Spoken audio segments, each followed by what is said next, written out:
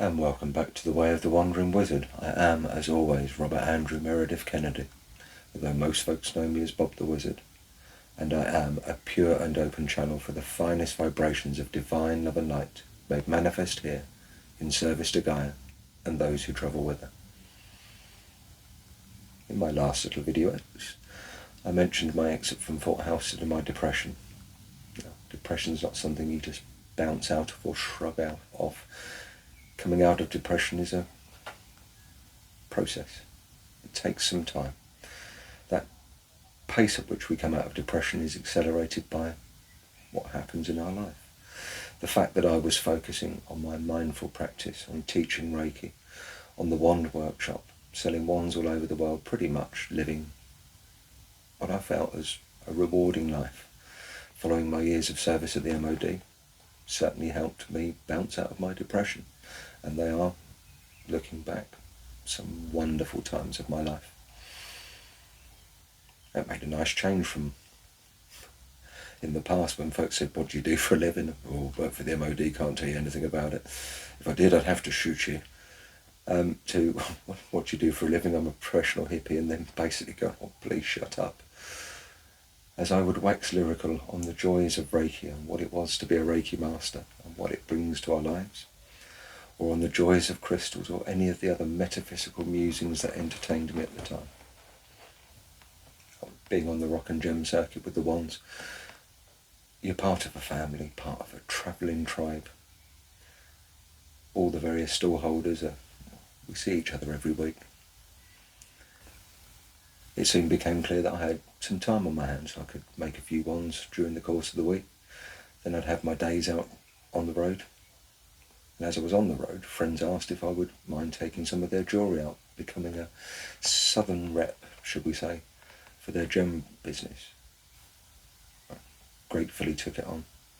A chance to cherry pick fine pieces of Indian set silver jewellery into trays, loaded them up in my rucksack, and literally walked around the country, or drove to places and then walked round towns with thousands of pounds worth of jewellery, dropping in and out of shops, meeting up with old customers and clients. Just was a wonderful time as a nomad.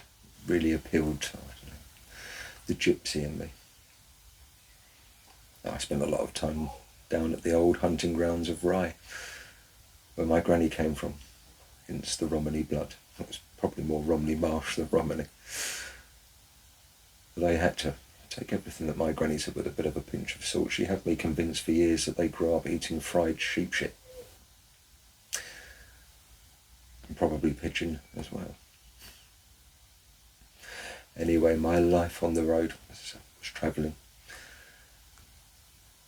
And it was a great way to meet people, meeting folk that are awakening to the now age of the time. Got to meet some fascinating old, very interesting characters in a collection of little crystal shops all over the country. I said, great days. Clearly, as a wand carver, I needed to source my materials, and we had good friends at Musa. I have good friends at Musa Minerals up in Cambridge, and they supplied my selenite. It became apparent, as anyone who worked with minerals and crystals and fossils, they're quite heavy and quite a big lad. As I had time on my hands, they invited me or asked me if I could come up and give them a hand unloading the various deliveries as they came in from across the world. Relished it. Good piece of physical work, carrying crystals around. That lucky first one to open the box and see what had been shipped in. It also gave me the pick of my selenite, which was ideal as a wand carver.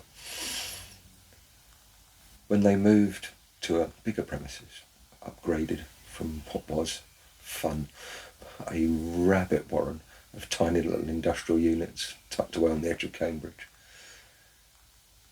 My dad had just retired. I get my love of rocks and crystals and fossils from my father.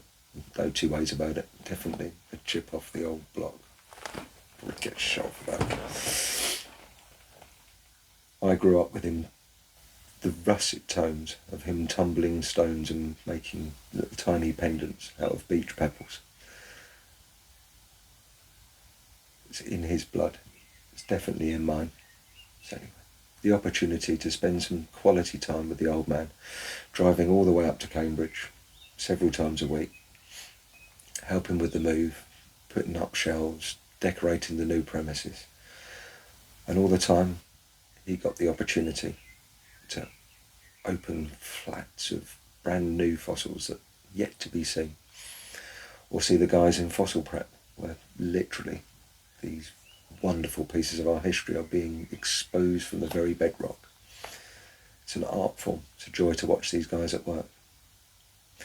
It's through my contacts with Musa that I started really working more and more on the festival circuit.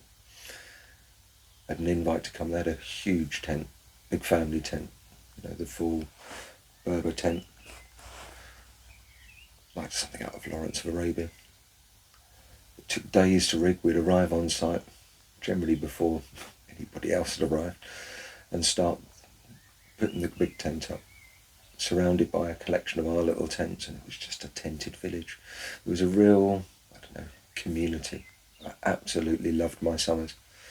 Who wouldn't, being paid to work a festival? It's just joyous. Alright, you don't get to see as many bands, you don't get to party quite so hard, but you're earning while you're there. It's an outdoor life, it suited me. It's a peoply life, it suited me. The greatest opportunity that I got from Musa was just before the next chapter, which will be entitled Don't Get a Haircut, but Do Get a Real Job. I was invited to go out and help him crew at the Tucson Mineral Fair, which is mooted to be the largest mineral fair on the planet, and from what I experienced in the month and a half or month and a bit that I was there, it's definitely the case. The whole of the town, the city of Tucson, is just given over to rocks, gems, minerals and fossils. Every single hotel room has somebody in there trading or sleeping in and trading from stamps. There was a miniature version of the Musa rig set up, a great big RV camper van. Seriously, get a UK camper van would have fitted in the front bit. But it was the American dream. I'd never visited before. It was my first visit. On landing, it unseasonably rained and the whole town went into chaos. And then we had a snowstorm, and then the weather settled down and it got quite warm. Dressed as I was almost invariably mistaken for an Australian, much to the irritation of the Australians that were walking by the side of us, who had been mistaken as Englishmen. Just goes to show how an accent can throw an ear. But what an experience. Some of these guys, these are the pieces that are in museums. I have literally stood in amethyst cathedrals the size of sentry boxes, ones that towered over me 2 or 3 times my height. Fossilised wood tables that would have graced Camelot. These were beautiful pieces. I literally fell in love with practically every stone that I walked past. I could cheerfully have spent every penny that I earned, and the purpose of going over there was to earn money, of course, on just one celestial quartz. It's the size of my body. But what an experience being out there working with those. The high point of my trip over there, as well as earning good money for a good reason I'll cover in a second, was driving forklifts. I turned my hand to anything. Working with Dad, Dad knew if he had the experience, he would take the lead. If I had the experience, I took the lead. And he decided that I was alright to drive forklifts, and he'd do the hand lifting. It's good for him. So since we was in the States, of course, somebody asked, can you drive a forklift? Yeah. Tickets. Don't require those kind of things. This was a while ago. Well, on returning the loaned forklift that was in common to our entire hotel complex, I was asked by one of the delivery drivers, would I mind putting 2 huge cases on because none of the other drivers were available or willing to do it. Took one look at them, they were a big load.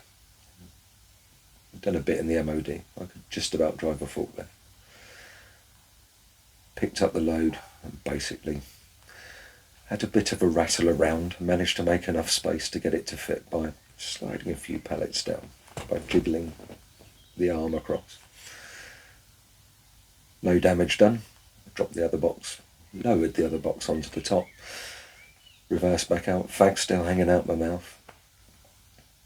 At which point, the delivery driver handed me the weigh bill, and I saw the value of the 2 huge crenide plates that I just loaded for a Texas oil magnet. Needless to say, if I worked every Tucson from here until eternity, I would not have earned enough money to pay for the breakages. But aside from very nearly ruining an oil magnet's wall pieces, I had an amazing journey. Absolutely loved my time over there. It was a weird flight back, and the reason why I'd flown back, I skirted on the subject, was that after many years of trying and no personal details given, the good lady was with child. Now, I'd spent my summers, it was a very ebb and flow kind of way of working. We'd have periods of activity, shows and things where abundance was flowing in, and then there'd be lean months. Well, that's all right to live the life of a hippie of total allowance. It's a little bit more focusing when you've got a child on the way, and so a regular income was required. And so I started to apply for jobs, and I will cover that in the next little videoette, which will be entitled Definitely Not Getting a Beard Cut, but I do need to get a job. And a little bit of it's not all work. There is some play. Thank you as always for listening to a very light chapter in my life. Being a professional hippie. I still am, although I'm only a professional part-time hippie now. Take care, go well, blessed be. Thank you for listening.